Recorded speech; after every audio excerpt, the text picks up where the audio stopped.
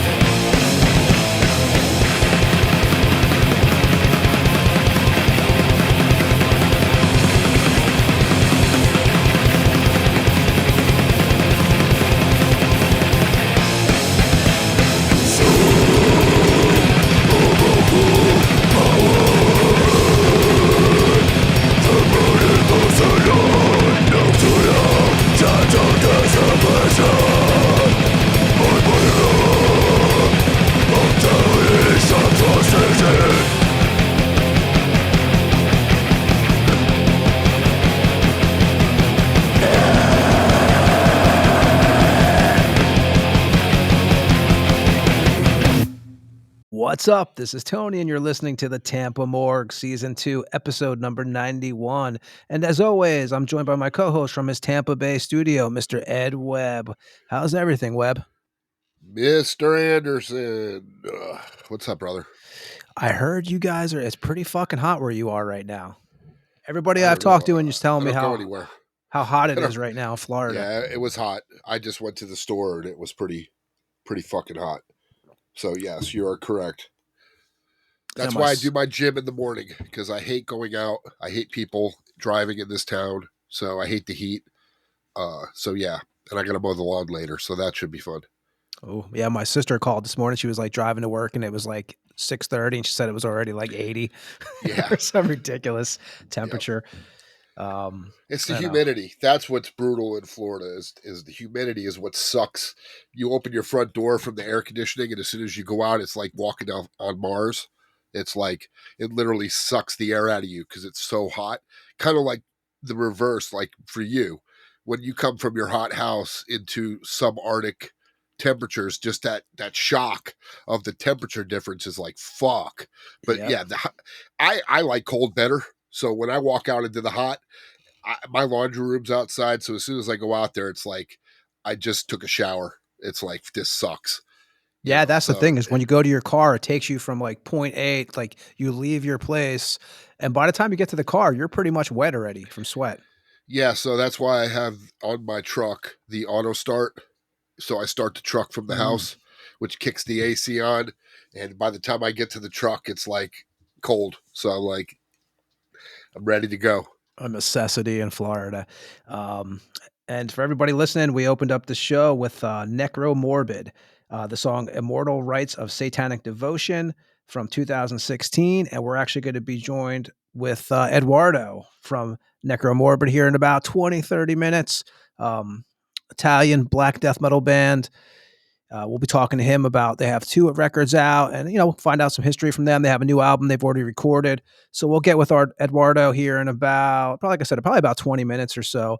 And it's been, as always, we've been putting out episodes. It seems like we're recording every couple of days. We had Ritual Butcher on from Artgoat on episode 89 2 weeks ago, was it? We had the guys from Heimland on last week from Norway. We always tell everyone to keep on checking our Instagram page because that's where the updates come, because as far as we know, next week could be just me and Ed on the show, but then 20 minutes from now I could be calling up at Ed and being like, hey, we have this band coming on. That's usually how it goes. When I call up Ed, usually the first thing he says to me is, okay, what's going on with the show, who's coming on, because shit changes like all the time, doesn't it, Ed? Yeah, well, you'll call at a weird time that I know your frequency to call. Usually it's early in the morning because you're at the gym at your time, and my time's 5 in the morning. So we're 7 hours different. So you're noon, at the gym, which is a good time normally for people, but I'm awake and at the gym at 5. So that's why you call me. And when you call me at like 4 in the afternoon or 3 in the afternoon and it's 10 o'clock your time, I'm like, all right, what do you want? Who's coming on? That's why I always say, all right, dude, who's coming on now that you need to tell me about? Well, it's like, always figuring out the schedules. Like we always tell people, we have like different time zones all over the place between me, you, and the guest, which today's our first Italian. Last night, because you thought it was 2 hours for Italy. It's only and one. It was just one. And we were talking about meeting at 1 and we would have missed. You would have been on here going, what up, what up? Yeah, because it's our first guest from Italy. So it's we've had another Italian guest on here? Yeah, we had Hemorrhage. No, that's Spain. That was Spain. That is Spain. It's our first Italian guest. Are you sure? Yep. This is the first one. I could have sworn we've had Italy, because I know Italy and Spain are at the same time. That's why I was confused. But yeah, you're right, Spain. Dude, all those fucking countries over there, over on that side. I don't. Which, if you remember, when we had Luis on from Hemorrhage, that was the first time we had a Spanish band on the show. And then the next week we had Cancer on. So we had, John's over in Spain now too. So that was which technically they started in the UK, but true. Yeah. But he is located there, so that it's weird. Like Finnish bands, we had one on, and then it's like let's just we go have ahead 5 on 32 more. Hey, it's more the merrier, dude. I don't care. You know what I mean? It's great. And this actually has some kind of Tampa tie too tonight, because Necromorbid's their first couple of releases actually came out on a Tampa label. So I mean, there's a tie there. They came out on Caligari Records out of Tampa, so we'll talk to them about that and stuff. Caligari had speaking of Finnish, they had Extinguished on there from Finland, and Sonic Poison from Finland, a band from Texas called Witch Ward, a bunch of other bands. But we'll talk about that, how they got involved with Caligari Records too, when Eduardo comes on here from Necromorbid. But yeah, Ed, I have a couple of shows. I don't know if you have any shows. I have the releases like usual tonight. I did see we should mention Morrisound got a plaque, right, by the Hillsborough County Historical Advisory Council this week. They did. I kicked myself because I got home, just had a longer day than expected, and then I forgot that they were doing a ceremony where they had the Tampa Museum, that Death Metal Dave had his thing. They were doing a kind of a presentation, sort of honoring thing there. It was like from 1 to 4 last Friday, And by the time I got home, it was like 30 minutes left. And I was like, fuck, I completely forgot. I should have moved shit around because I'm pretty sure I would have definitely, had I remembered, I would have been there for sure. Because I RSVP'd, because they put a thing up, let us know if you could come. But yeah, I guess there were some people there. I saw some pictures, and I saw Nasty Ronnie was there. John Olivo was there. Lee was there. Harrison. Yes, it was. I'm sure it was definitely packed, but it's cool. It's really cool to see them get a plaque, And for that, I even saw an ABC article from Tampa, from the news, actually talking about the death metal records they've done there and stuff. So I think it's pretty awesome. Well, it's a huge, whether you think death metal is stupid or not. I mean, it's a huge thing around the world. Like I always tell people, when I travel abroad, it's huge. You know what I mean? Like America's semi-big, but when you think about crowds, if you watch like festivals, you see European festivals or South American festivals, the crowds are like 10 times bigger, unless it's something like Rockville. But Rockville, you're getting basically rock and roll. You know what I mean? You're getting the whole, from the weak metal all the way to the extreme, where in Europe it's black death. It's all of it. You know what I mean? So the crowds are definitely, I always say European and anywhere but America is going to be like 2 to 3 times bigger crowds. Well, the new Monstrosity record, that's the first time you actually recorded at More Sound? That's the first time I recorded, but it wasn't the original More Sound. Yeah. It was the new one, which is like literally I could probably walk there in 5 minutes if I wanted to. I'm not going to in the heat, but I could. I've talked about it a few times on this show. The first time that I actually got to hang out at More Sound was when Obituary did a listening party for Frozen in Time, which for me was a thrill because it was the original. And, when you're growing up in Jersey, of course, every time you open up an album in the early 90s, who's inside of it? More Sound. Yep. So, I mean, it was definitely cool. But yeah, so I saw that I thought that was definitely a cool thing. I'm trying to think of what else. I didn't do, it's been a long week, man. I've been doing a lot of stuff at the house with the family. I did see, what else did I see this morning? I don't really have much news, man. Do you? I mean, it's pretty much, pretty much empty when it comes to the there's not a whole lot going on really, which is strange for Tampa. Yeah, I mean, even show-wise, like I said, I'll mention the shows. Actually, I'll get that over with. I only have a few that I'll mention here. One is not even coming up till June, but I figured I'd mention it because we're friends with some of the guys on it here. 1 second here. I'll announce these shows really fast. Friday, May 23rd, Purple Zombie presents Deviant Libation, which is 3800 North Nebraska Avenue. Death of a Deity, Blood Tide, Izora, Spludge, Oinkulation, which I'm guaranteeing you I'm saying that name wrong right there. That's $15, all ages, 7 p.m., doors at 6, shows at 7, I believe. And that, again, is Friday, May 23rd. A show that you mentioned a few weeks ago, Saturday, May 31st, Necrogoblicon, Revocation of Sulfur, Brat, and Ex Mortis. That's going to be at the Orpheum, which is 14802 North Nebraska Avenue. Doors at 6. Tickets, I think they're $29.50 general admission, and with the fees, it's like $40. So if you could find a way to get them without going through a site to get those fees, but that's taking place on, again, Saturday, May 31st. That tour is actually going to be going to Orlando on May 29th at Underbelly, and also May 30th in Fort Lauderdale at the Revolution Live. But I think you actually mentioned that tour a couple weeks ago, but that's in Tampa. It's going to be Saturday, May 31st. And then a show will announce it's going to be June 6th because we're friends with some of the bands on here. The Court of Metal Fest, 2-day festival, doors at 4, $12. Precipice, Burn Forever, The Burning Ground, Open Nerve, Marcus the Carcass and the Bloody Nuns, Out of the Darkness, and Consume the Wolf. And that's going to be at the Brass Mug, which is 1450 Skipper Road, Tampa, Florida. I think it starts June 6th. It's probably Friday and Saturday.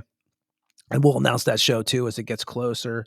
That's all I have for shows. And Ed, you said you don't really have shit for shows either, right?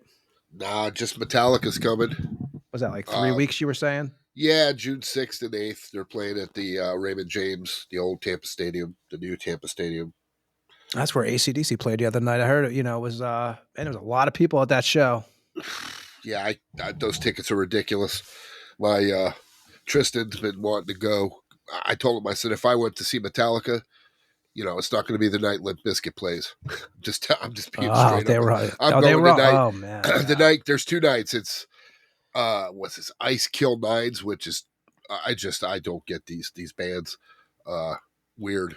Dude, I don't know any of that. That's when I feel like me and you talk off the show a lot. That's when I feel really. Oh, I know who they are. I don't know who any of these bands are. It's that weird, like. I don't know, man. They dress like almost Insane Clown Posse, weird, not so extreme. You'd have to look at them. They're all wearing, like the singer I know is wearing some weird shit, kind of like that fucking band from Tampa that we don't talk about. But just weird, get up, and then Limp Bizkit, and then of course Metallica. And the second time they're playing a completely different set, but it's Suicidal Tendencies and Pantera. So I was like, if you guys want to go, that's the night we're going. Because I'm not going to, I'm not going the other night. It's just not going to work. And don't forget on, June 28th, I think here is Acid Bath. Yeah, that's going to be. I'm surprised it's not sold out. It may be sold out already at Janice Landing. I went and looked last night because somebody had posted their set from Rockville. So I was like, man, let me go see how much tickets are. And I was just like, I get it. It's Acid Bath, but $76 to go see them. Ronnie, who we had on the show a couple weeks ago, Ronnie Palmer from Malevolent Creation and Perdition Temple, he's doing Blood Messiah. He did he's drum teched for Acid Bath. Yeah. I saw that over at Rockville, I guess it was, right, this week. Yep. I'm not sure I could, because I can't just buy one ticket. So yeah, I'm dropping $150. And again, I'm not against it. It's just, if they had some power bands coming with them, like I saw they're on tour with like High on Fire. You bring High on Fire, I really like High on Fire. They're one of my, up there favorite bands. I would probably go see that tour because at least High on Fire is a draw for me. But the other 2 bands that are coming with them, I don't really know. Like they're not, you know what I mean? So to me, I don't know. I'm still thinking about it. The crowd that Acid Bath had at that show this week that I saw was pretty insane. Well, it's Rockville, man. Yeah, I mean it was so many fucking people. And like I said, we had Ronnie Palmer on a couple weeks ago, and without going through the whole list, as we always say on this show, you can all go find all of our back episodes. We've had Vincent Crowley from Asheron, we've had Dawn of the Dead from Nunslaughter, we had Jeff Manis from Venom, Glenn Destructor from Destructor out of Australia. We had Dave Austin from Nasty. So we're going to do a commercial. I already talked to. You got to do it. You got to. We got to get what's his name, because he did it perfect the other day on the video. Fucking Tampa Morgue, bro. Just they had Dave Austin, and then just go fucking check it out, bro. They got fucking so many people, bro. You just need to go check out the Tampa Morgue podcast. I was just watching Revik today, man. He put a new video up again. Revik from Mordant Red, who we had on this show also a couple weeks ago. He's great. He did a special on Headsplit Records today, and I really like. I got to say, man, if I see Revik put a video up, I always check it out. It's entertaining. He's a very honest guy. I mean, he's I don't know. He's not like one of these guys that just bash everything. He's pretty open, and hey, if you want to listen to something, he doesn't give fucking listen to whatever you want to. Yeah, he's straight up, man. But I will definitely get him.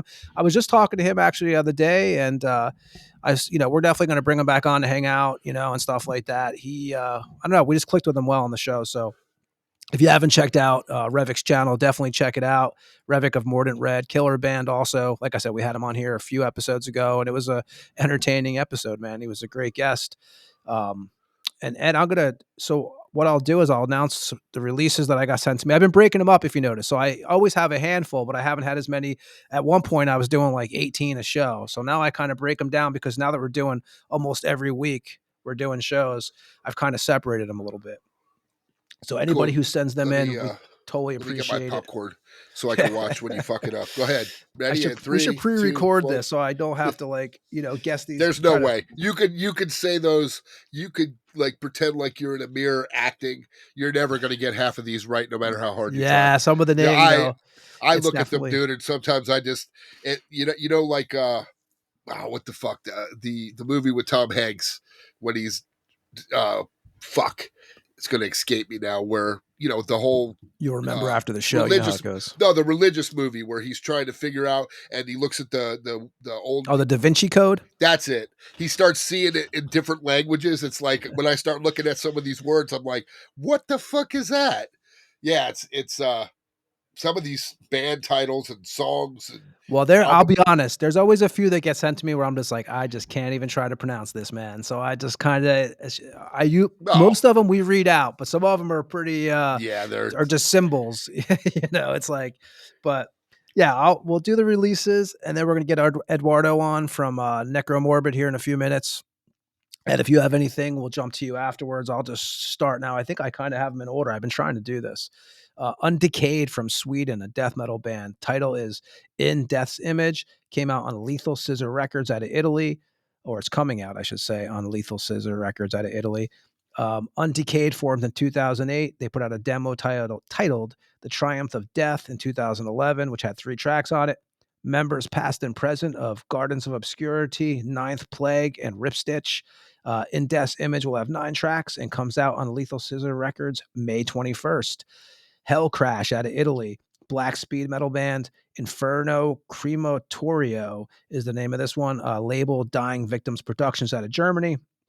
Hell Crash formed in 2013. First demo in 2013 titled Ready to Burn in Hell. Hell Crash put out 2 demos, 2 splits, and this record, Inferno Crematorio, will be the band's 3rd full length. Hell Crash also put out a video for Inferno 2 months ago. The new record is out May 23rd. Sex Mag out of Poland, death thrash metal band. Sexorcism is the name of this record, also on Dying Victims Productions out of Germany. Band formed in 2019, first demo in 2020, also put out an EP titled Sex Metal in 2021, and another demo in 2022. Sexorcism will be the band's debut full length, and it is out May 23rd on Dying Victims Productions. And we have more. Onslaught from the UK. Origins of Aggression off Reigning Phoenix Music out of California. Formed in 82, 3 demos in 83. This will be the band's 8th full length, I believe. Origins of Aggression is the follow-up to the band's 2020 full length, Generation Antichrist. This comes out May 23rd. Unmerciful out of Kansas. Brutal death metal band. Devouring Darkness is the name of the record. It's coming out on Willow Tip Records out of Pennsylvania. Formed in 2001, first demo titled Weed Out the Week was released in 2004. Devouring Darkness will be the band's 4th full length. Unmerciful features members past and present of Origin, Crematorium, and the Messiah Complex. Devouring Sickness is out May 23rd. Witch Rot out of Canada, sludge doom metal band. Soul Cellar is the name of the record. Fuzzed and Buzzed Records out of Canada. Witch Rot formed in 2017.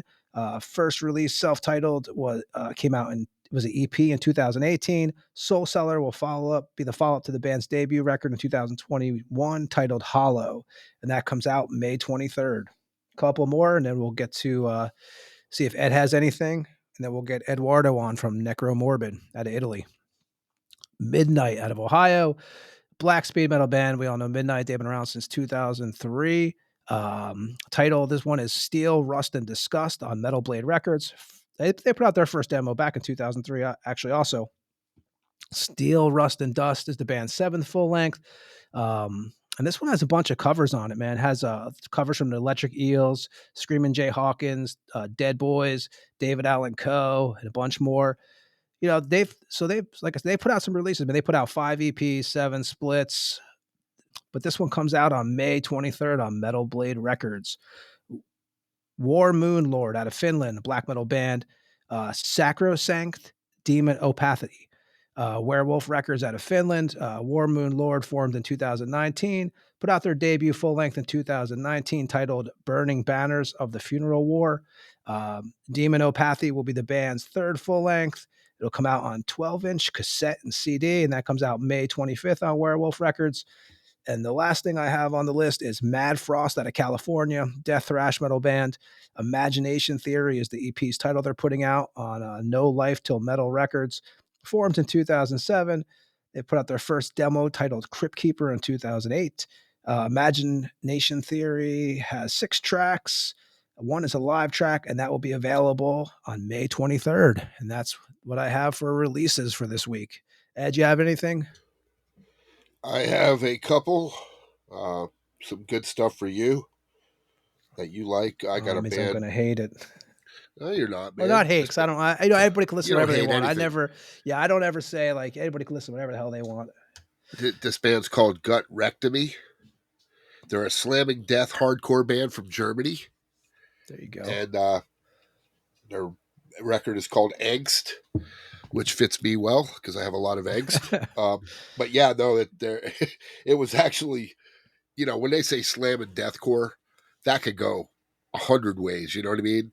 There's a lot of bands like my buddy Matt's band, Human Artifacts. Sometimes when they do those breakdowns, people would say, well, that's slam and deathcore. I don't know. I think of it differently, but it was pretty heavy. Too many fucking things, too many genres now, right? I don't even know what anything is anymore. Yeah. I mean, it definitely was, it was heavy, and there was breakdown. So I guess that's where the deathcore thing comes in.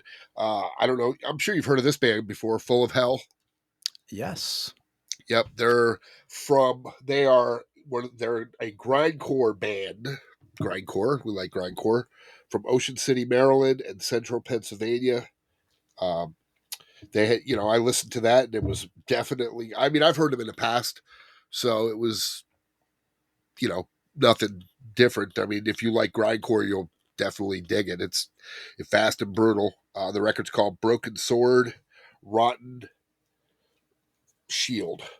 That was very strange. And then another band that a lot of people like them, so I'll mention them. Lorna Shore. I'm sure you've heard of them. I have not heard them. You've never heard of Lorna Shore? No. Come on, man. There's videos where they send cameras into the singer's voice because he's so fucking brutal, man. You've never heard that before? I don't think I have, no. Oh, my goodness, yeah. Where are they from? Don't ask me. I don't care. But they have a record, and I've listened to them before, and if you like Lorna Shore and Slaughter to Prevail and all those type of bands, you're going to like it. The record's called Oblivion, and it sounded just like Lorna Shore to me. Just a lot of ridiculously fast drumming and heavy, fast shit. So yeah, it's cool. But that's what I had for the week that I checked out. Everything else was kind of not on our radar, so to speak. I never realized how many releases come out every week until we started doing this show. I mean, I knew there was a lot, ridiculous. But now I'm like, the list I'm given, I'm like, wow, it's a shitload. And before we get to Eduardo, well, you're doing underground stuff too. You know what I mean? You're doing some underground stuff, so that I do the ones that don't always get all the coverage because some of these other ones, like they're everywhere. It's like right. I mean. So, but also before we get to Eduardo from Necromorbid, I am going to mention there was, like we always say, there's someone who sends us the people who have passed away, musicians. They always send us each week. And there's 2 this week. I have Bruno Ramos, guitar player from France, from Sortilege, Mistreated, and Manigance. He was a guitar player. He died at age of 60. And then Andy Fossey, Italian guitarist, age 60 also, played with Death SS, played live for Sabotage. And the name he went under in Death SS was AKA Kurt Templar. But he passed away at the age of 60. So that's the 2 musicians that we lost that were sent to us. And Ed, do you have anything else, or you want to get to Eduardo? We'll get him all set up. Let's not keep our guest waiting any longer. Yeah, so it's our first Italian band we're gonna have on here. And we're gonna have, like I said, pay attention. Anybody who wants to know about future guests, always check out the Instagram because there's a couple things in the works right now. That's where we put all the updates up. And as we always say, you can go hear all of our back episodes. There's a bunch of them. This is episode number 91. Just a shitloads of interviews, as we mentioned earlier. King Fowley, Snowy Shaw. See that? I saw that new Snowy video too, actually. So yeah, so there's a bunch of old episodes you can go check out. We're working on a commercial, so we don't have to go through the whole list on here. So we're gonna try to figure that out. We got some advice from our friend Austin from Vacuous Steps, who had some ideas, which was very good, I thought. So let's get Eduardo from Necromorbid on. We opened up the show with what? Immortal, Rites of Satanic Devotion. So now we're going to go to the 2020 record. We're going to play Cathedral of the Black Goat from Necromorbid. And we'll be back on the morgue with Eduardo from Necromorbid after this track.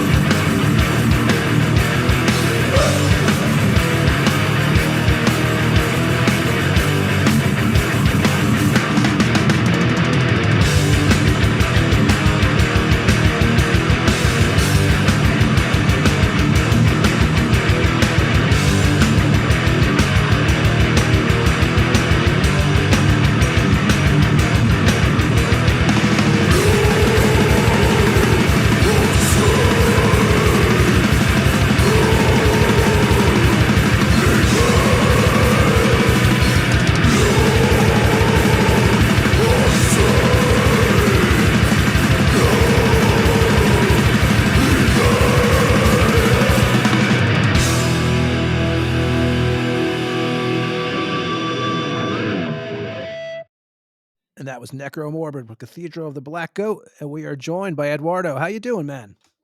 Hi, guys. Hi, everyone. Thank you. It's fine here. So everything okay? How is it doing for you? Everything's good, man. How you guys getting the spring weather over there now? Yeah, it's fucking raining, to be honest, here. But yeah, we're going into spring and the Italian summer, so we hope for the better. And where do you live at? So are you born in Tuscany, or where exactly do you live at? Yeah, I live in Fucecchio at the moment. There is a little city near Florence, but usually we say that the band is from Florence because the other guys are from Volterra. There is a very important and ancient city in Tuscany, but we usually refer to Florence because it's the most important city in the nearby. So yeah, we say Florence. What memories do you have as a kid growing up in that area? Not even music wise, but just like if you look back, what do you kind of remember? Well, we have a pretty strong tradition in heavy metal because Sabotage, there's an important heavy metal Italian band, was from here. We are friends with them.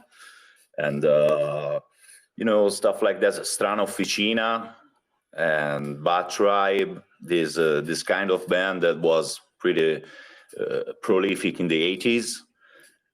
So we have this kind of heavy metal heritage in Tuscany in particular. And so it's a little bit of our roots, and starting from here, and then some black metal band. But, to be honest, there's not a scene here in Tuscany, or at least there are some bands, some good bands here and there. But I think to Barbarian, for example, or Burial, another Tuscan band. But there's not a real bound scene here in Tuscany, unfortunately.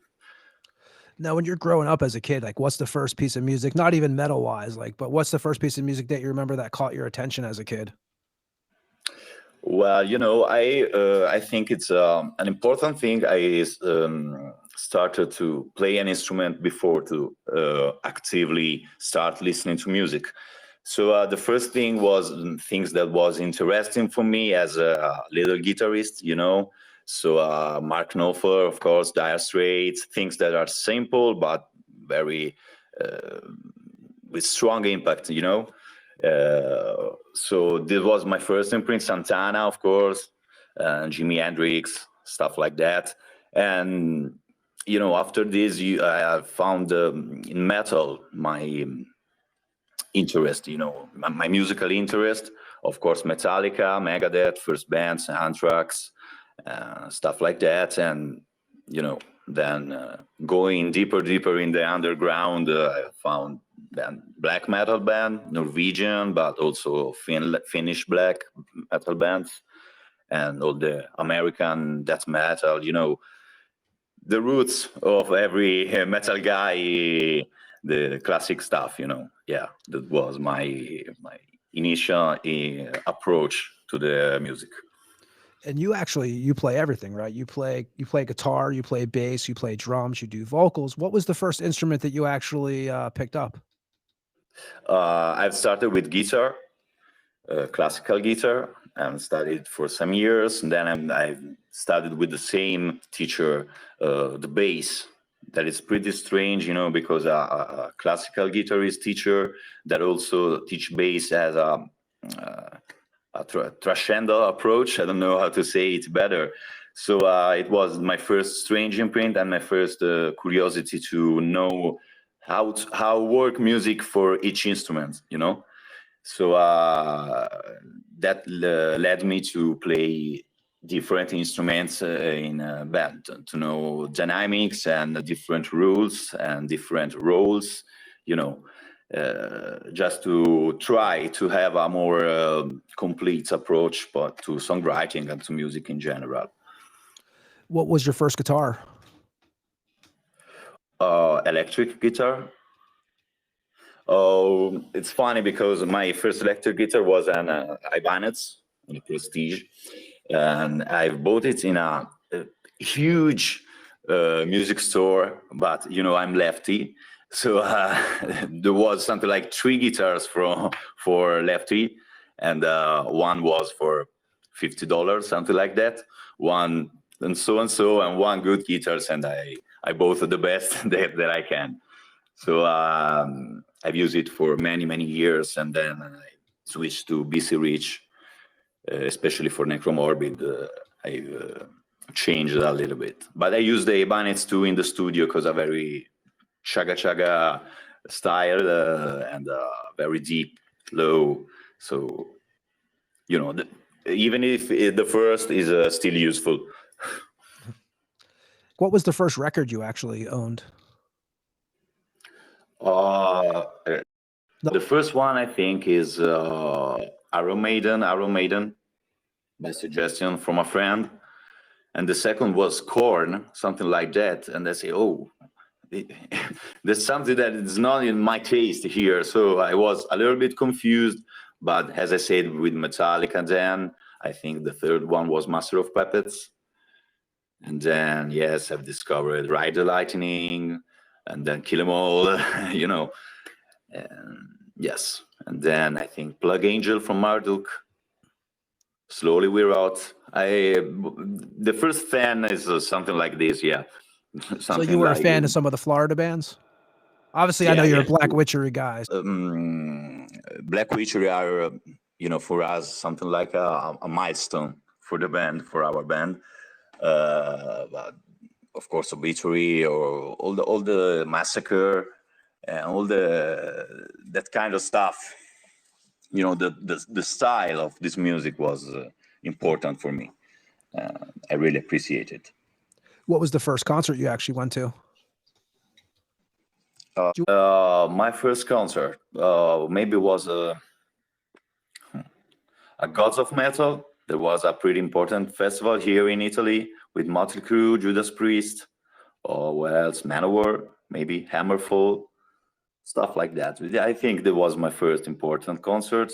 Then I had a lot of trash concert here. I see Testament, Megadeth, Anthrax, stuff like that.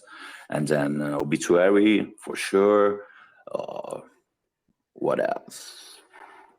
Maybe Dayside, yeah, a great show here in Tuscany. Everyone remember it still now. Yeah, I think this was my first imprint to live show. Yeah. And when you're growing up, like, getting into this kind of music, did you guys have a lot of record stores in your area that you were going to? Like, how was your local scene? Yeah, not really. We have Contempo Records that was a pretty important label and record store in Florence. But to be honest, I can't really recall some other important record, some little stuff here and there, or record fair, yeah, but not a scene of record store, unfortunately, here in Florence, or at least maybe I'm a little bit too young to remember it. But from in my time, to say that, not so many. What year were you born? I'm from 1990. Ah, damn. Okay, so I'm 35. Okay. So, and your first band, was that Rexer? That first band you actually became part of? Well, to be honest, my first band was Hyena Rabbit. That was a grindcore band that is not listed so much everywhere, but that was my first imprint to songwriting and, my first band. Then Rexer, the black metal band. And then I joined Sickening. That is a brutal death metal band. We still play and we still make records with them. And you joined Rexer in what, 2010? 2010, yeah. And you play bass in Rexer. Yeah. So when was your first time on stage? Was it with Rexer or the band before that? I think the band before is Hyena Rabbit, because we were active in 2008, something like that. Maybe earlier, I don't remember. But yeah, to consider that the first show with Rexer was with Mortuary Drape. Oh. There is a sort of legend here in Italy. So that's a great band. Yeah, it was the start of a series of great show with important bands, to know better the scene. Rexer was very important in that. You guys recorded a 4-song demo, right? Was that your first time actually recording with a band, or did you record with the previous? Yeah, I recorded first the Rexer EP, and then I recorded the first album with Hyena Rabbit, the grindcore band. But yeah, the first was with Rexer, yes, at bass. You're in another band too, right? What, 2012, a band called Sulfur? Yeah, Sulfur was made with a guitar player from Rexer, and the drummer from Rexer was singing in this other band. And it was a blend of doom metal and black metal. And it was very, very interesting, different from Rexer. Rexer were fast, pretty ferocious black metal, while the other band was a little more introspective and stuff like that. We had a great live series of live shows with Sulfur too. We play with Bolzer, Shining, even with Behemoth and stuff like that. So it was very formative for me, even the years with Sulfur. Any recordings with Sulfur? They had a record, 2 records, but for a series of events, I'm not in the first and not in the second. There was another. The project was formed by another bass player. Then I joined. Then I leave the band, and they record the second album. So I was the live member, for years, but not in the studio. And you were, and then 2014 with the Rexer band, you did put out a full length with them. Yeah. Ut humanitatem cedent. Satellite to kill humanity in English, from Latin. There was a full-length album. We recorded it in the same studio of the EP because it was a friend of us. Yes, funny, very funny to record. And you mentioned the Sickening band. So you joined that band. You're playing bass in that. That's 2013, right? You're in that band. And then 2015, you guys put out The Beyond is the first release with them? Yeah, the first one. It was released by Amputated Vein. That is a Japanese label, right? Yeah. Masakatsu is the founder and owner, and a very, very great person. And yes, The Beyond was my first album with them. They had 2 other albums, and it was very different, because it's a brutal, very fast, very more technical approach. But it was challenging for me, as a musician, to play always faster, always better is always a great thing. So with them, I like to explore this kind of approach. And then 2015, you form Necromorbid with Iago, which is AKA B-Style Desecrator, and David, which is Arch Commander Equinox. And you actually met Iago at a show in 2015? Yeah, that's true. We meet at a heavy metal concert. Sabotage was playing and other bands, I don't remember now. And we stay all the night, say, "Oh, Black Witchery, oh, it's fucking great," and we finish the night drunken and blasting these classics in our car. So at the end, we look in each other's eyes and we say, "Wait, but why don't you want to make a band with me, and we'll try to do this at our best?" So something like 2 days later, we were in the rehearsal studio trying to do this. And how does David get involved? David was the bass player in the other Iago's band. It was Tukulka. And it was one of the first names we think of when we need a bass player. And I think we start something in February, and in July he was in the band. So he's not a founding member in the strict sense, but we can say that he's a founding member because no other guys have ever played with us. You guys have had the same 3 guys since the beginning. Who came up with the name Necromorbid?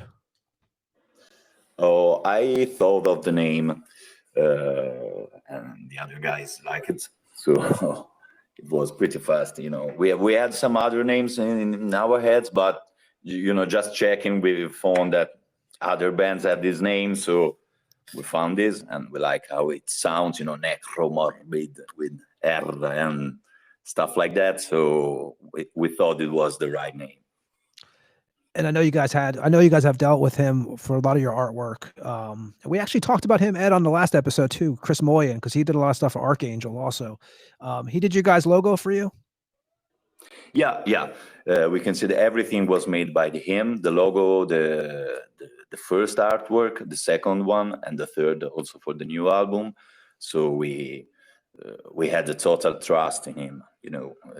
Legendary stuff he worked, and we found a friend in him, not only an artist and a professional companion. I mean, it was a real friend. We know him by person at Forest Fest last year, and we had a lot of fun with him. So we are very, very happy to work with Chris.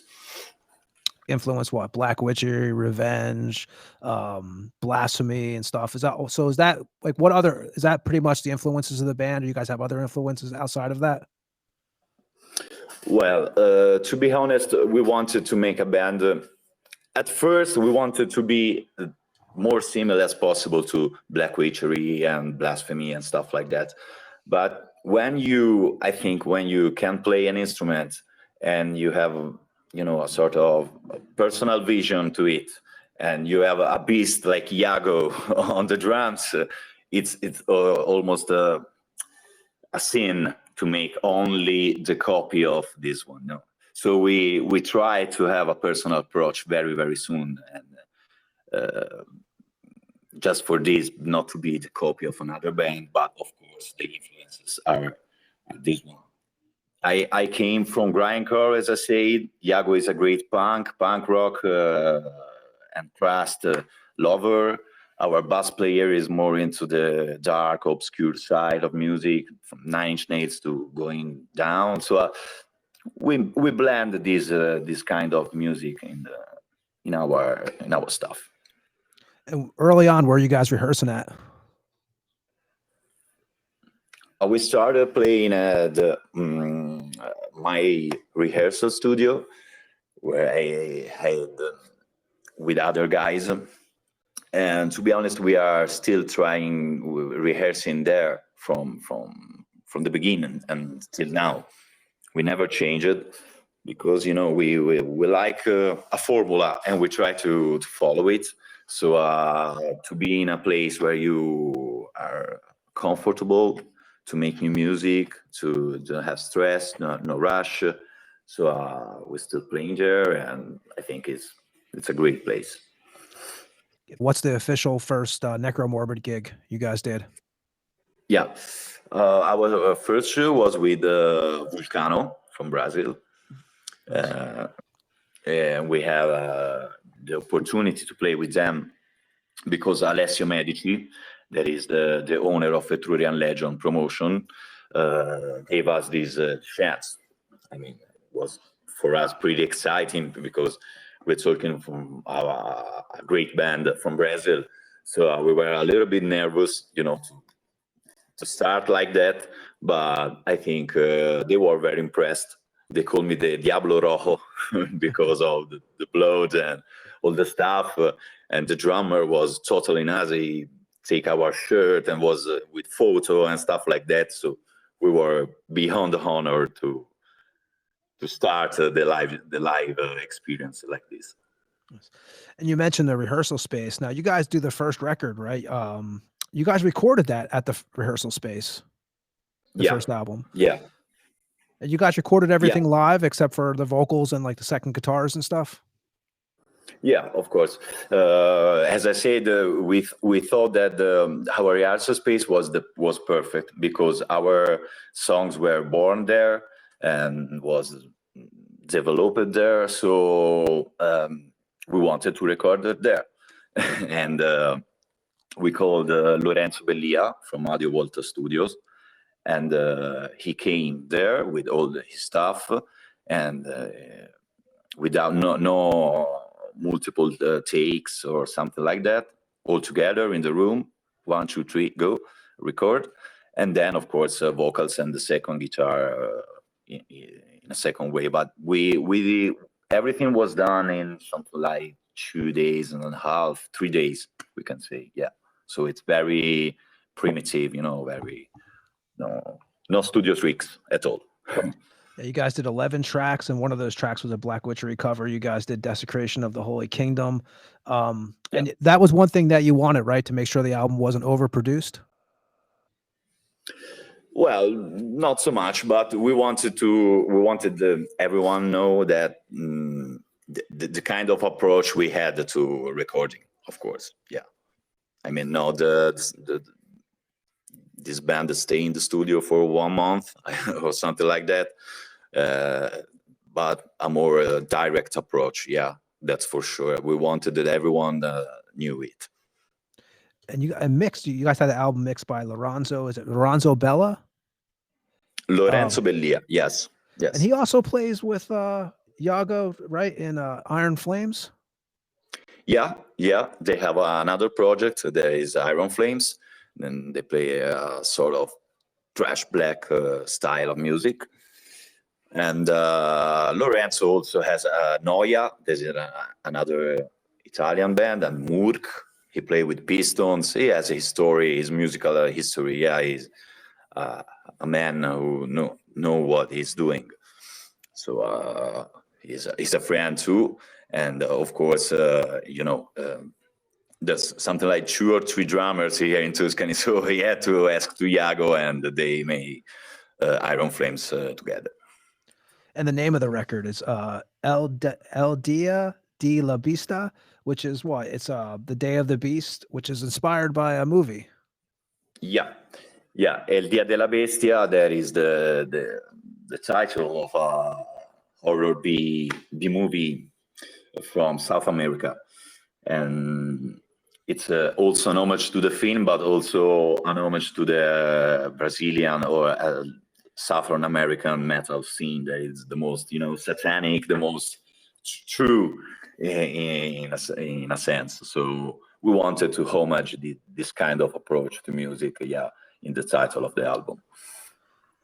And again, you had Chris Moya do the art. So how do you like tell him what you want, or does he just give him like some demos, or like how do you express what you want from the artwork from him?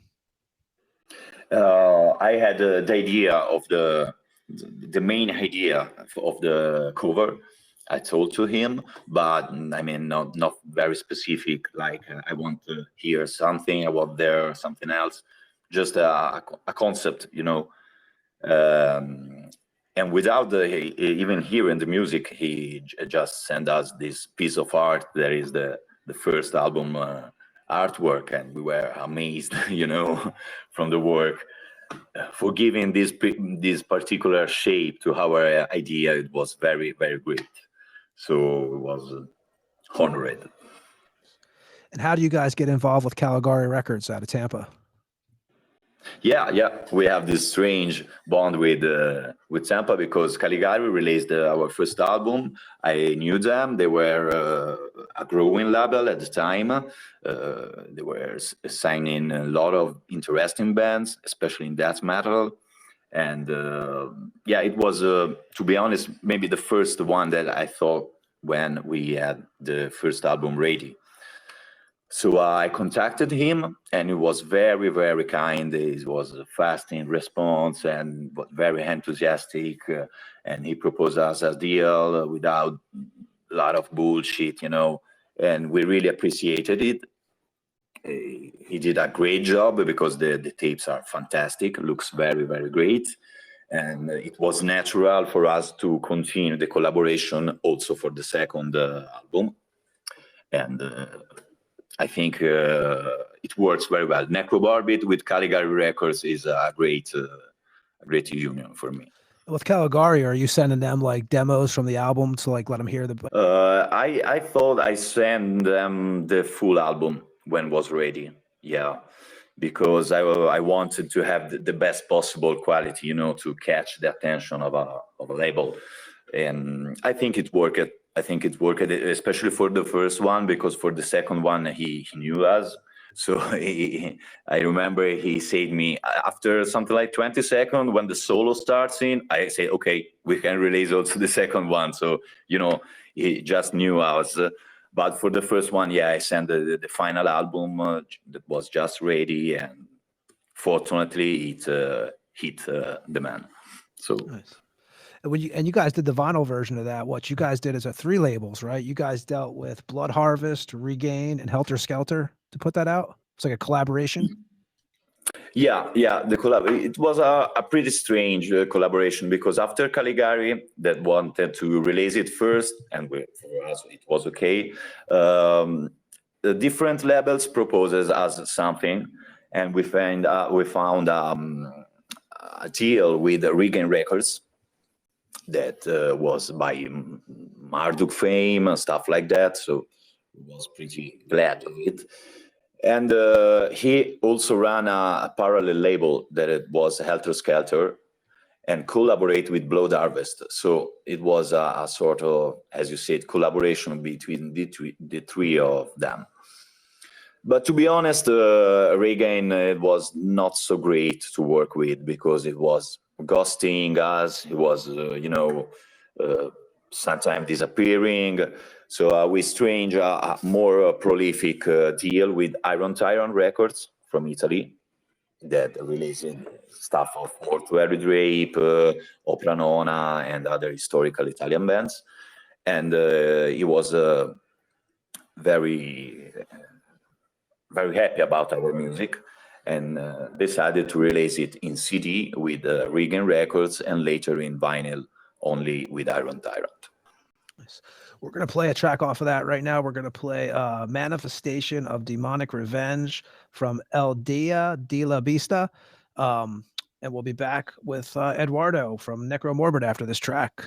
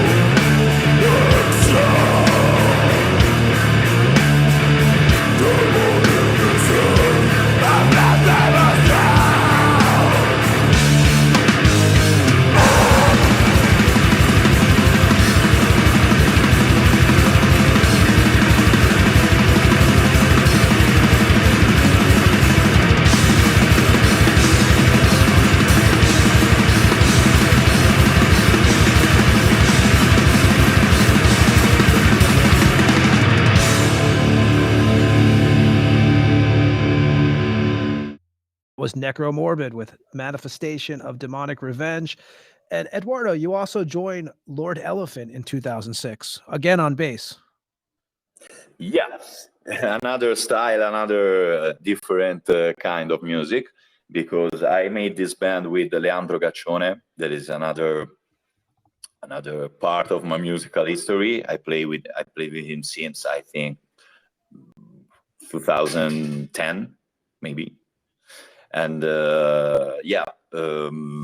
we decided to make this band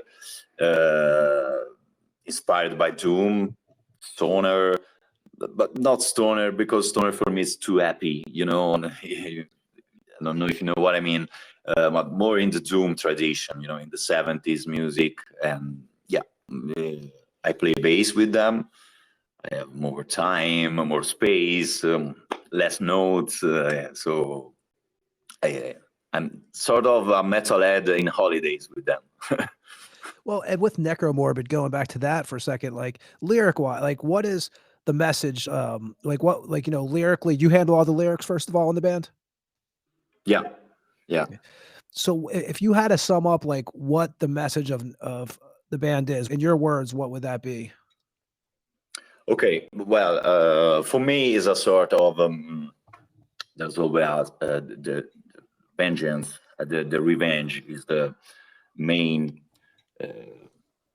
force of our band, and you can intend it satanically, of course. Or that's Satan that has his revenge against God, but it's also as a symbolic way is fuck off to all the moral way to face life, all the moral judgment and stuff like that. Fuck off to everything of this. You have to be original, you have to be independent in your thought and in your action, of course, and you have to be you have awareness of what you represent for me in the world. So I try to put this, of course, in the more direct and ferocious way. But if I have to find a message behind everything, it's something like that. Yeah. And early on, you're doing shows, 2016, 2017, you're playing with Handful of Hate, Angel Corpse, Whiskey Ritual. What's some of the bands like locally too that you're playing with when you guys first start out? And how often are you playing when you put that first record out? We started with different Italian gigs with the local scene, with Hellish God, I remember, with Angel Corpse too. Whiskey Ritual is a band that we have a strong bond. And Yago plays with them too, right? Sometimes, if I'm correct, the drummer. Yeah, sometimes he was session man for them. Yeah, for some show. Yeah, the first album was characterized by these Italian gigs. Then after we had an European tour with the Urna, with the Finnish band. Oh yeah. Which actually I got to mention that. Yeah. Wait, we know. Actually, that's how I met you through Jarno. Yeah. I want to say hi to Jarno and the guys, and thanks. And yeah. Was that the tour where you put the? I guess it was you had the corpse paint on, and basically it fucked up your eyes. Yeah. It was in that tour. It was something like the second gig, something like that, and it was very full of blood, and it was sweating on me during the live show, and it finished all in my eyes, so it caused me an infection, an eye infection, very, very strong. I can't even stay with eyes open. It was so fucking painful. So we had to find the day after some medicine for my eyes. I stayed with sunglasses all the day, all the night. Unfortunately, I managed to finish the tour, but it was very helpful. And the guys call it the Eye of De Nardi because it was something like a curse or stuff like that, And didn't it happen to you twice too? Like, didn't come back again? Yeah, well, it happens very, very, very often because when I'm playing and sweating, the blood goes down in the eyes. So I have contact lens, so I put them away after the show. But I have to be very, very quickly because I don't want to stay bad like that anymore. And you guys toured with Ern. You guys did what? Italy, Germany, Poland, France. How was the experience altogether? Like, what was some of your favorite places to play on that tour? That was a fantastic tour. It was something like 20, 25 gigs, something like that. And it started in Italy, and then we went to France, Belgium, Holland. They play Netherlands at first. And Germany, Poland, Romania. Oh, I don't even remember, but it was very, very cool. And I think the French dates were very, very good. All the tour was very fantastic for us. I mean, it was very fun. I don't remember a gig in particular, but it was very cool. Yeah. You guys did what? So early on, you're doing Rotten Flesh Fest. You did Slovakia. You got Black Candles of Death Fest with Profanatica. Yeah, too. Yeah. And you got up doing dates with Profanatica later on too, right? A couple dates. Yeah, we played with them a couple of years ago, if I don't remember. And yeah, it was great, a great live show. And Paul is a great person. I mean, we talked to him. He's a maniac, you know. It's always in the underground, knowing, doing things. And it was a very, very, very special occasion for us. In Milan and in Bologna too, we played. And it's all good contacts that the band has, new friends, and we are very, very, very, very happy about it. In 2019, you guys did a tour with Goat Seaman from Peru. And how was that tour?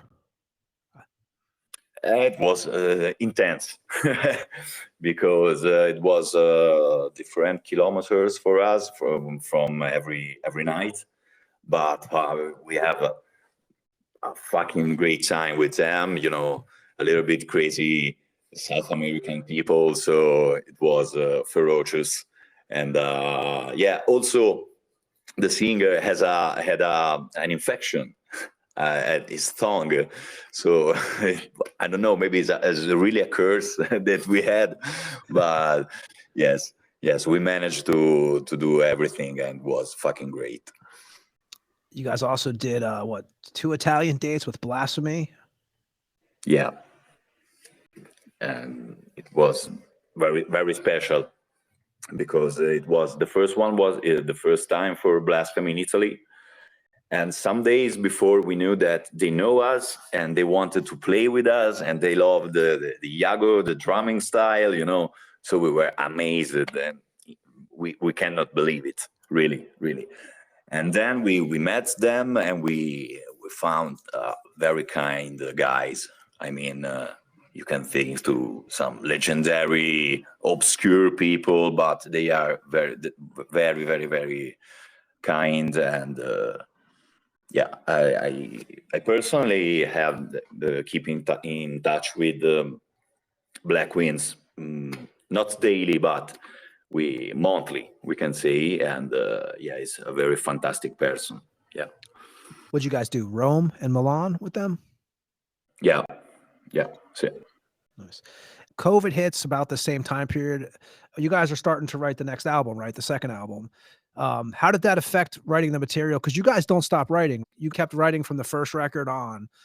So did COVID cause any problems with the writing process for the next record, which was, if I'm saying this correct, Sathanon Christ Assaulter? Yeah, Satanic Christ Assaulter. And yes, as you said, we never stop really to write new music. And the first song is in the Satanic Christ Assaulter, for example, are written something like 2 months after the latest of the first album. So it has a continuity, sort of, the same path. But after some years that we play it together, we knew better. We knew what the other guys can do at best. So I think we maximized some aspect of our music, trying to eliminate some maybe little weak moments of the first album, but only to make it better, And it was pretty natural, going from the second album. We never say, oh, what we can do now, or what we invent. No, never. I wrote the main music of the album. We arrange it together in the rehearsal space, and then boom, we go to record it. And I hope that this natural feeling can be heard in the album. Like you were saying earlier in the interview, like you three have been together for, that's the band. You guys haven't changed members. On this record, do you start feeling the chemistry like it's just growing since you guys have played together, since you've already done a recording together, you have already done touring together, you get festivals together. Are you starting to, as a band, are you really starting to connect during that album? Yeah, I think that in one word, we are friends. Beside the band, beside the musical aspect, beside everything. And this is the strongest bond that the proudest thing for me in these 10 years, to have made something with two other people that go beyond music and stuff like that, you know. And is a strong element, I think. Never changing elements in the band. Everyone knew from the start what was the idea, how it evolved, and how it has to go. So this is another main point for us, I think. And this is also in the third album, for example. Maybe we can talk later a bit about it, but you know, starting from the strong point of everyone that everyone knows, and from this trying to do the best thing we can do as three musicians and three people and three friends together. This is our main intention. Where are you guys recording this album? Is it at Audio Vault Studios? Yeah, Audio Vault Studios, that is the official studio of Lorenzo Bellia, that is also the producer of the first album. In the meantime, in his house, he managed to make a studio, and we went there to record the album. You have your hand in a lot of projects.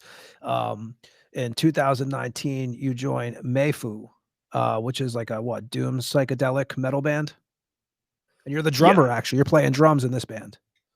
Yeah. I was called from two other guys that play in a very large droning band that I really appreciated here in Tuscany, and they asked me to join for a band, you know, with no labels, no particular style, to join them to play drums. And as I said, I was very fascinated by this because I wanted to explore a band as a drummer just to know all the aspects of the thing. So I said yes, and we start playing, and we took this direction in a sort of psychedelic way. Yeah, always starting from the classical doom band, pentagram, and stuff like that, adding some atmospheres, you know, something a little more deeper. And we came out with a full-length album that was Haunted Dreams, and I'm really proud of it. 2024. Yeah, it was last year. You know, I'm not a drummer in a professional way, but I've tried in this band to give my service to the music, you know, keeping the beat and not overdoing things, over complicated stuff, nothing like this, but you know, a strict approach, a direct approach, and I've tried to do my best. So is it like, you know, Ed, in Tampa, right? You have there's a couple of drummers, right? It's like 3 drummers and 600 bands. Is it the same thing where you're from too? There's like 2 guys. I know Iago plays with a bunch of bands, you know. He played with Hobbs of Death, which is, I don't even know. I was actually wondering, we played with them, Ed, at a metal fest in Tampa. I don't know if Iago was on that show. That was a couple years ago. Yeah, I'm not sure. Might have been Swarm Fest, I think. Yeah, we played Swarm Fest, and Hobbs of Death played that. I don't know if Iago was on that show or they had actual. I think because every American show in the last year by Hobbs was with Iago and Alessio. Alessio also on bass. That was a Etrurian Legion producer, the one who I was speaking about the tour with Urn. Yeah, he's all the same guy. Yeah. So, I think Iago was there. Okay, I was wondering about that. Yeah. So is it the same thing where you're from though? Was like drummers very limited? Like, you know, there's only a handful? Very limited. Especially in extreme metal, really you can count them on a hand. And in Tuscany, but also in all Italy, you can't find so many drummers. So of course they have something, at least 2, 3, 4 bands each one. Yeah, that's a common thing, I think. Now, is Mayfu still active right now? Are you guys doing shows and stuff, or is it? Yeah, we are very active. To be honest, we didn't have a lot of live shows after the release of the album. work problems for the other guys or stuff and so on like that. But yeah, we're still active. We're still working on new music regularly. So yeah. And you also do another project, which is totally different. You do Ancient Sword, right? You've done two records, one in 2020 and one 2023. What can you tell us about that project? Yeah, in this one, I wanted to explore the dungeon synth music, and I wanted to do it before it was a trend, like a little bit is now, but I'm happy about it because it's a trend, yes, but at the same time, it's the first time that some artists are touring, especially in America and also in Europe. There's some labels that is growing and collaborating with others. So the scene is growing. But when I started in 2018, there was something like, I don't know, maybe 2,000 listeners in all the world of this kind of music. And this fascinated me because it was a sort of child of black metal, but without the grimness, without the electrical part, only the atmospheres, the evil atmospheres, and also the fantasy slash, medieval kind of feelings. So I try to also to contribute to this kind of music with my project, Ancient Sword. And it was released by Dark Age Production, that was run by Chernunos Woods man, singer, and is a label that was born in 1994, something like that. So it was quite historical, and it was an honor for me to release my music with them. And how was, so we'll go back to Necromorbid now. So for the Assaulter record, when that comes out in 2020, so how much did COVID slow down the band in general? Like you guys, what was the laws where you were too? Because I know I was actually in Europe during this time period, and where I was, it was like really strict. It was, I don't know how it was in Italy during that time. Because I think December 2019 is when it all, I think, started happening, or happened in China first, or Yep. Right into the new year. Yeah. So how did that affect you guys over in Italy? Okay. Oh yeah. It was a shit, of course. Totally shit for us. We had a long calls, video calls, and stuff like that with the guys. We stay in contact, of course. We tried also to work on some music, but with no success, because it's impossible for me to make our music with a phone or stuff like that. You have to be in the same room, loud volumes, but it was terrible.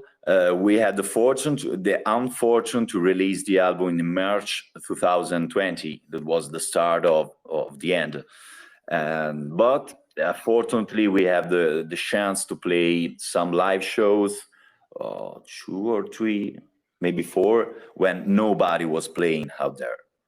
I mean, really nobody, and there was only 3 or maybe 4 live shows here in Italy, and we had the chance, the fortune to be there. Now you guys had a release show booked for at the Circus Rock Club, right? Did you guys actually get to play that?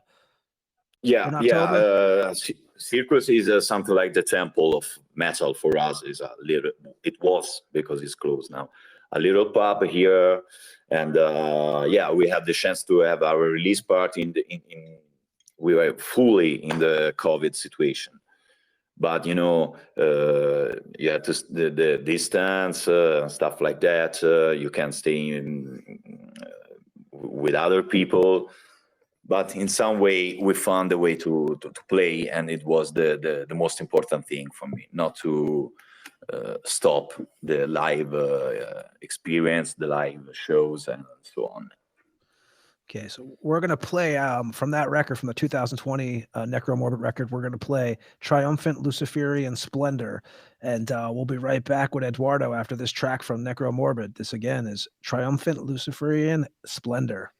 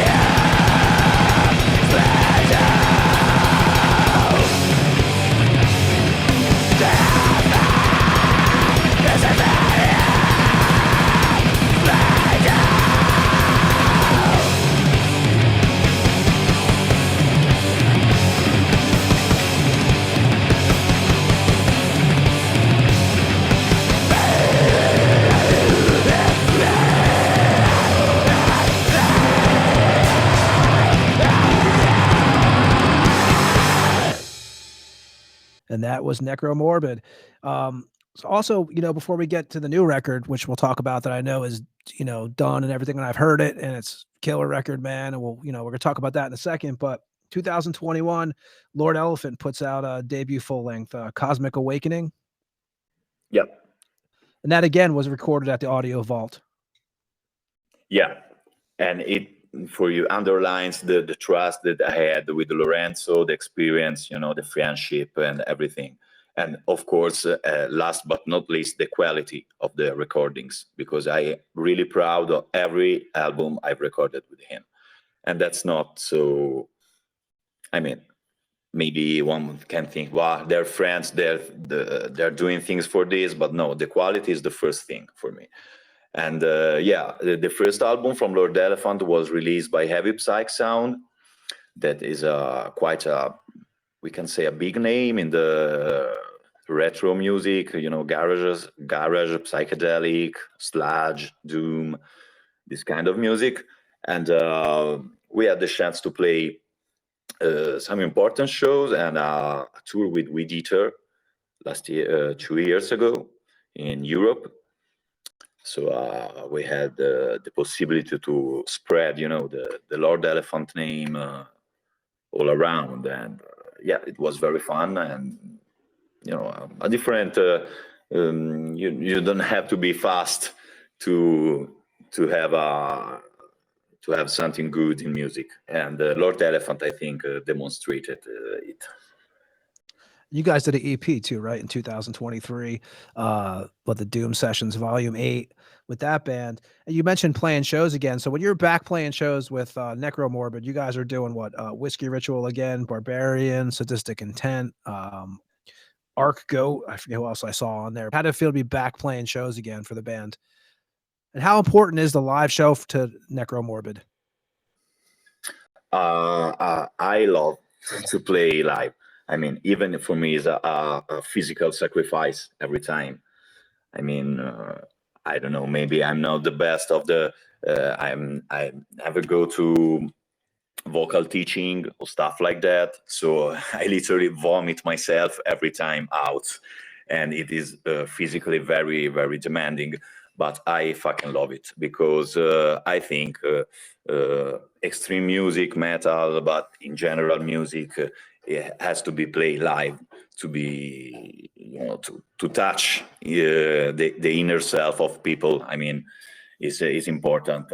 And also Iago and David, we all the three love to have live shows. So of course, every situation in which we can present our music live, we are very glad. And of course, when we can play also with great bands like Blasphemy, Arcode, Diocletian, or stuff like that, it's double pleasure, of course, because you can play and you can play with your legends.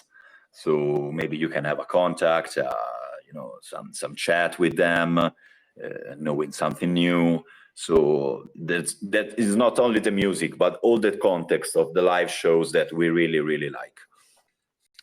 And this brings us to 2024, which we already mentioned. The Mayfu, you guys put out the Haunted Dreams, and Sickening, you guys put out the Death King, right, on Amputated Vein, also out of Japan. And Sickening is another band that's a 3-piece with you guys. Are you guys also live, active live? Yeah. We had a gig last Saturday here in Rome with Putrid Pile, G-Guy, and some other grind and brutal metal band, and it was very, very great. So we are more than active. Yeah. We have the new album. It's just 1 year, but the album, The Death King, and we are very proud of it. We are still working hard as a band. And what's the lineup for Sickening, like member-wise, band members? Yeah, it's me on bass, and Claudio on vocals, and Alessandro on guitars. And we have Thomas on drums, that is a sort of session member, but he played with us since a lot of years, so he's a friend of us. Now, is that band working on anything new? Yeah, we are working on new music. Nothing fixed for the moment, but ideas, brainstorming all together and stuff like that in rehearsing space. We are trying to figure out something new, something a little more different from the brutal death standard that everyone follows now. And then still in 2024, because you got recorded the new record, which we're about to talk about now, which again I have heard. Can I announce the name of it? I don't know what I can say about the new record. Can I? Is the title? Can I say the title? We can. Okay, so Ceremonial Demon Slot, right, is the name of the title of the new record. Yeah. And you guys recorded that in December though of 2024, or finished it. I should say it got finished around that time period. Yeah, it was finished some months later because we recorded it in December. This time at Virus Studio in Siena. This is another important city here in Tuscany. So it was, a revolution a little bit for us because, as you said, we always recorded with Lorenzo, and this time we changed it. But we are still very, very satisfied with the result because it was a different, maybe a more professional approach in the studio from the producer. He knew how to record very well, and for this time we have multiple tracks. We wanted to do something different from us, and at the same time something a little bit not polished, but more. Maybe that more people could enjoy it.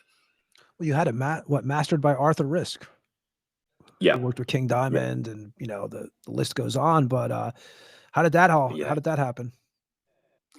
Well, as for Caligari or other collaboration we had, I was a fan of his work with a lot of band. I mean, he's a fucking genius. I mean, every album he made has a personal touch, always different for every band. So he needs he know the needs of every band, or each band different, and I fucking love it. So I tried to contact him, and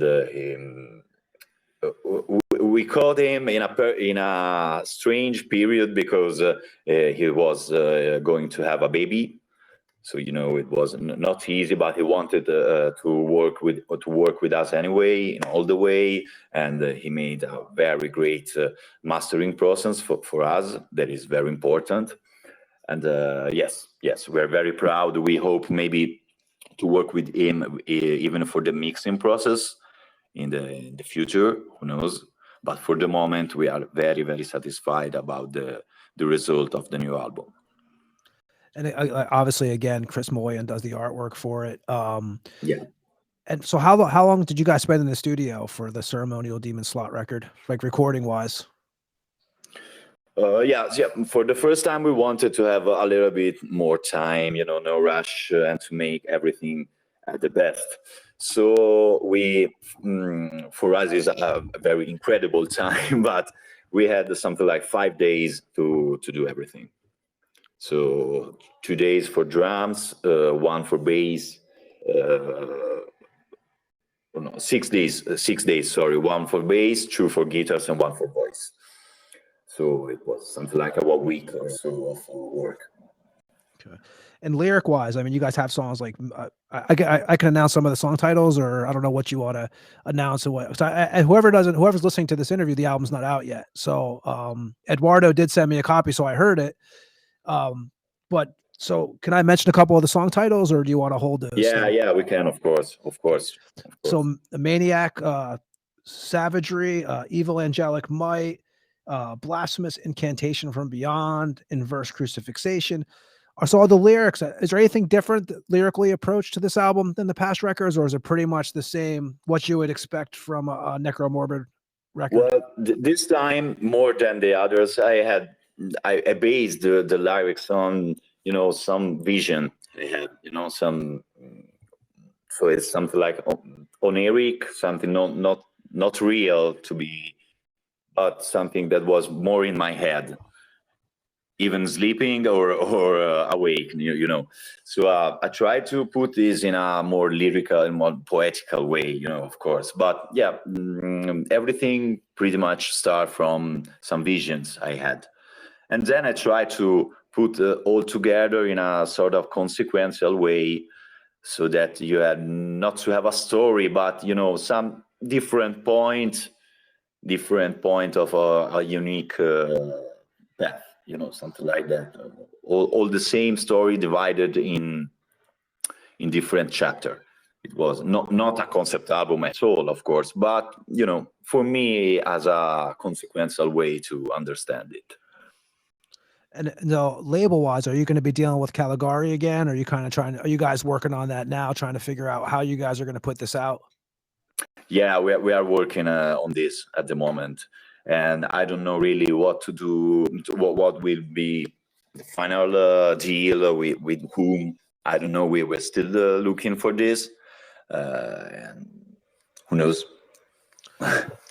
And show-wise, you guys, I know you guys played with Barbarian to start the year. I think that was the first show of 2025, and Brainsore. Have you guys played any other shows besides that so far this year? Yeah, we played in March. We was headlining a Bestial Night with Immortal. There's an Italian band, young guy. They have like 16 or 17 years old, something like this. And with Urania Got Fego, that was made by the Blasphemophager guitarist. So it was pretty, Black Death War stuff. And yeah, we had this, and we have something fixed for October for the moment. We have 2 or 3 gigs fixed. But yeah, we are not so interested in the moment in searching. For me, for the moment, is to find the better house for the new album, if you know what I mean. So that's my main, my most important thing for the moment.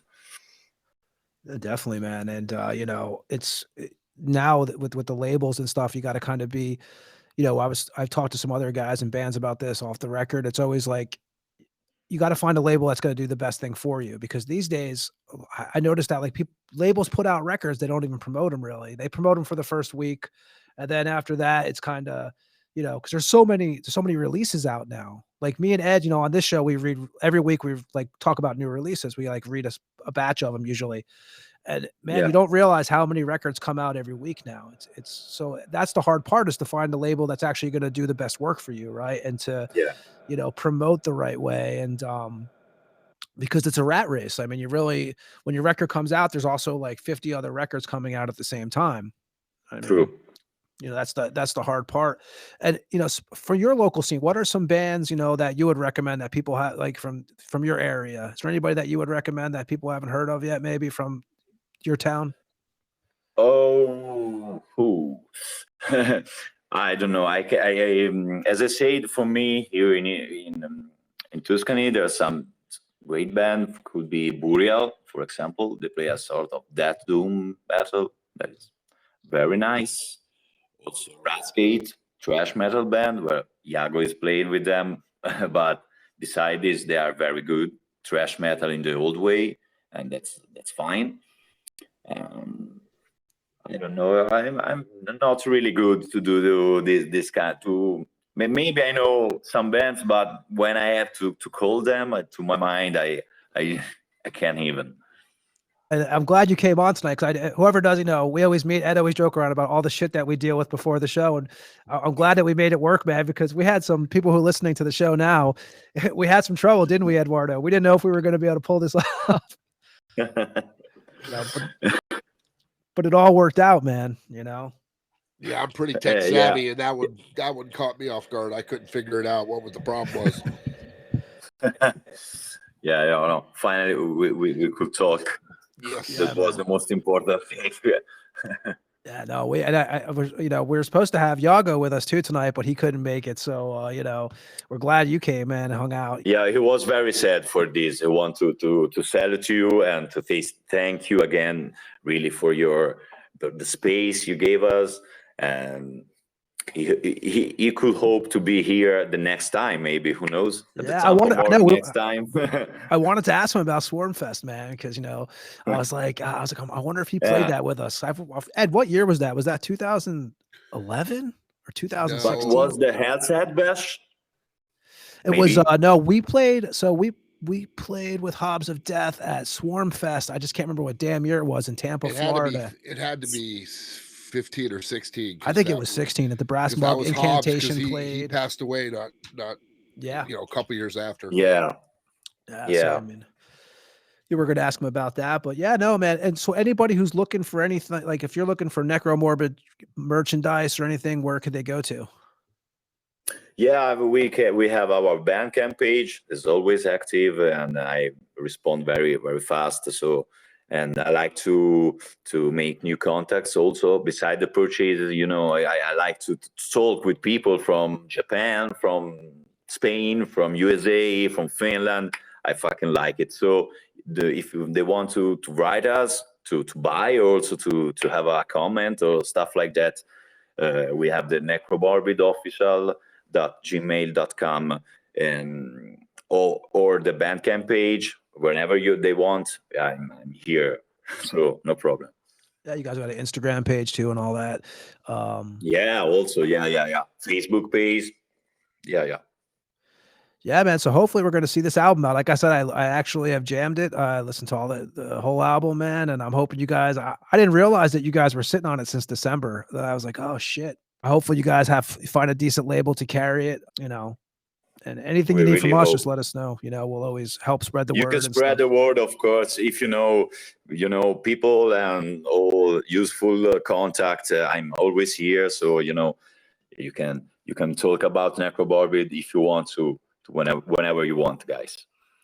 Eduardo, we appreciate you hanging out with us tonight, man. And we're glad you got you on. First, I was like, oh shit, I don't know if this is going to work. We had a lot of audio issues and a lot of, We managed to. Thank you so much. And it was very accurate. You made me a lot of personal questions that I really appreciate. Really, really. Thank you again. Oh, dude, no problem, man. And we'll say goodbye to you in a minute. And we're actually going to play a track off of the 2020 record. We're going to play the Profane Majesty of Barbaric Onslaught. And anything in particular with this song, man, you could tell us? Oh, I simply think it's the best Necromorbid song. So you can choose a perfect song, not any better song from this, really. It's cool, man. And we wish you the best of luck, dude. And we'll keep in touch, man. Like I said, if you guys ever need anything, you just get a hold of us. Yeah, and, thank you. Thank you so much, guys. No problem, Eduardo. Me and Ed will be back in a minute. We're going to play Necromorbid with the Profane Majesty of Barbaric Onslaught. And we'll be back on the Tampa Morgue after this track.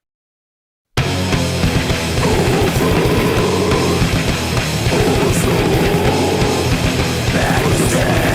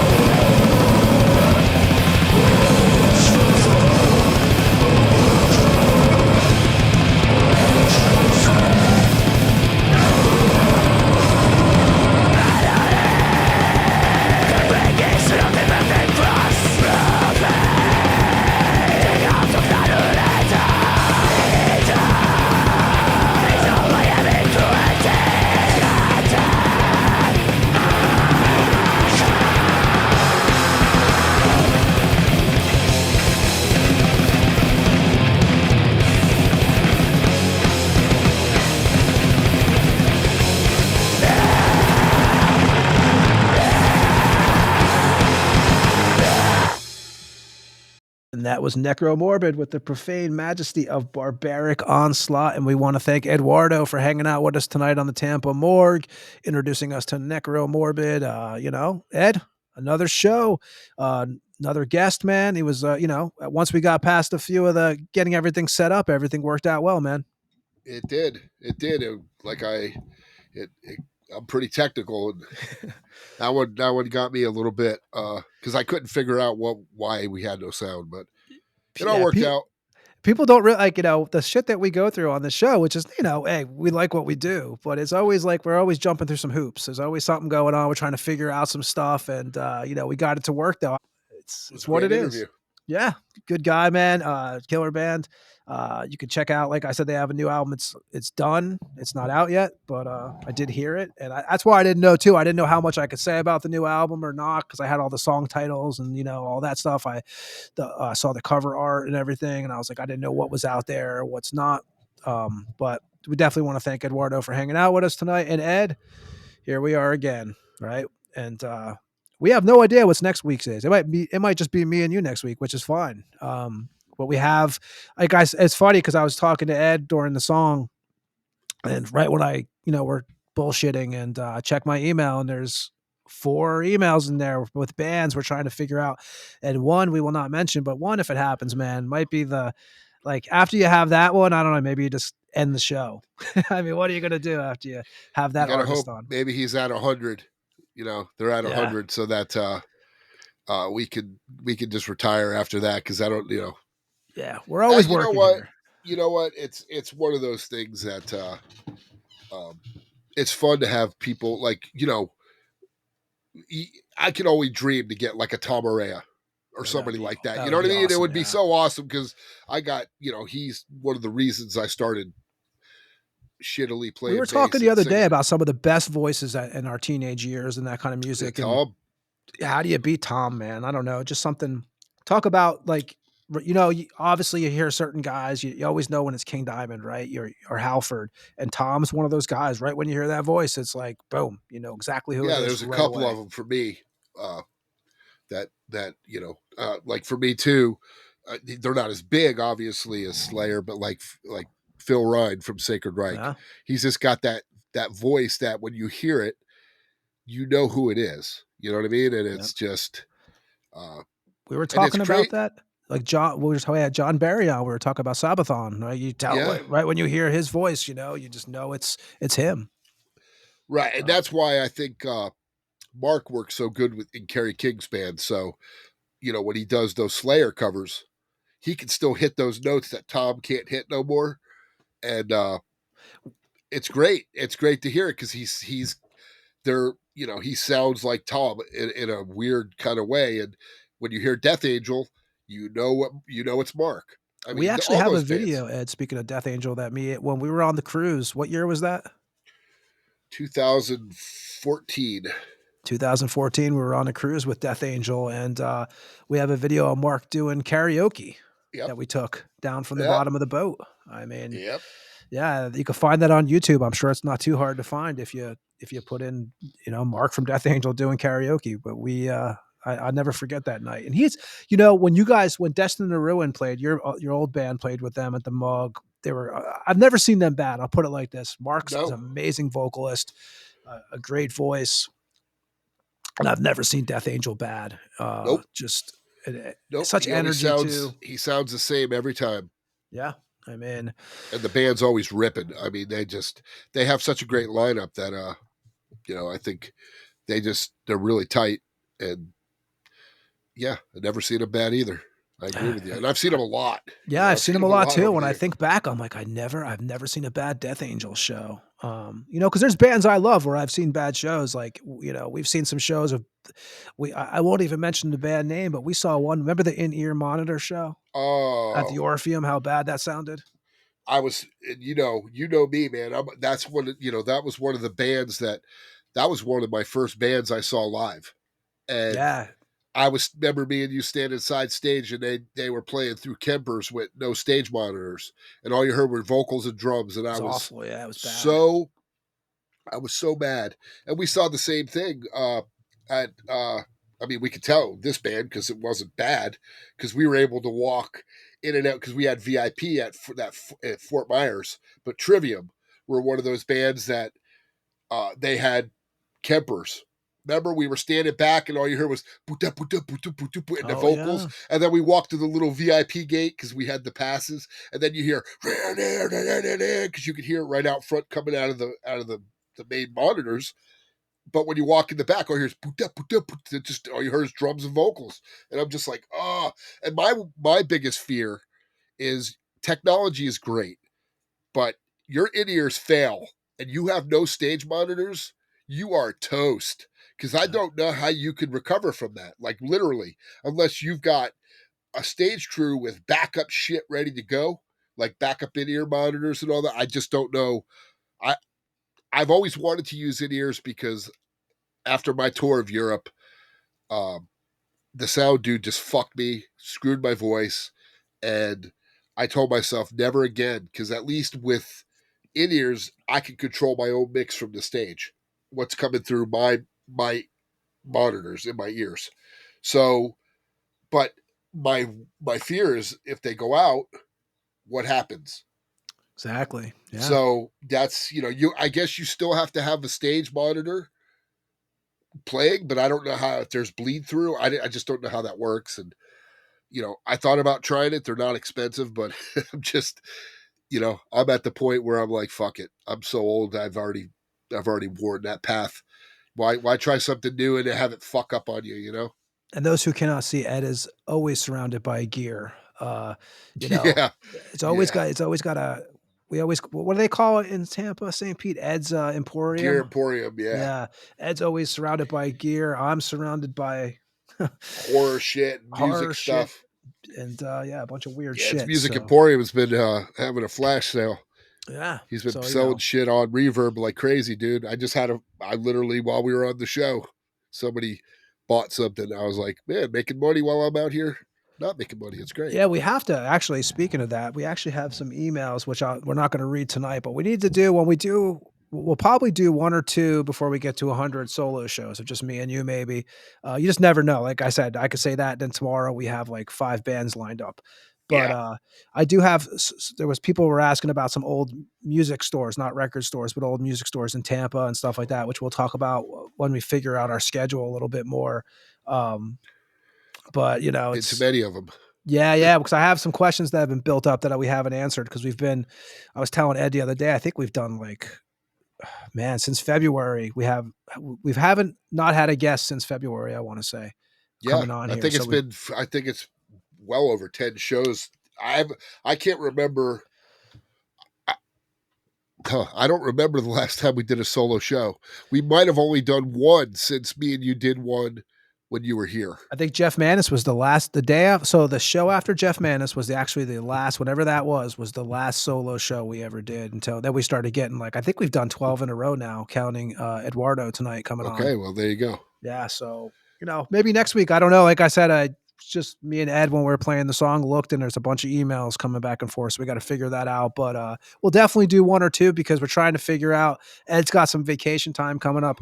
I have my sister's coming here for 2 weeks from the States, so I'm trying to figure out how we can get some pre-recorded shows, because I'm not saying every week we're going to have a show. You never know what's going to happen. One week we might be sick or something might happen, but we've been pretty much on target. Every week we're putting up a show usually. So, I know we got some stuff coming up this summer that we got to figure out. Plus me and Ed got to record some stuff. We got a bunch of, our own music projects going on. Ed's got Monstrosity. Ed, do you have the date for the Mexico show or no? No, it's going to be sometime in October. If I remember right, I might have an update soon. Within the next couple shows, I might have updates as a time frame for the new record. Yeah. And some other stuff. So everybody who listens to Ed, I say we get the hell out of here, because we got a bunch of shit to do after this. So if you got anything else, I don't really have anything else tonight. I'm good. Yeah, you guys know where to find us. Anywhere that podcasts are streamed. What else, Ed? Email us. Tampa Morgue at gmail.com for correspondence. Instagram for updates of who and what's going on with the show. And we want to thank again Eduardo from Necromorbid for hanging out tonight from Italy. And they have a new album. Like I said, it's done. It's Ceremonial Demon Slot. It's not out yet, but it is completely done. Album cover and everything. I've already heard it. Killer release. So check us out. Back episodes are all over. Just shitloads of them. You can check us out on Instagram, Spotify, Apple Podcasts. Is Apple Podcast still a thing, right? I think so, yes. Okay. I know Skype is gone now. That's how you know you're getting old. Skype is non-existent now. So, anybody who listens to us, we appreciate it. And Ed, you can have a good rest of the week. You too, sir. Everybody else, thanks for listening to the Tampa Morgue. We'll be back next week. Peace. See ya. This is King Fally from Deceased, and you just listened to another episode of the Tampa Morgue. Tune in next week and stay fucking dead.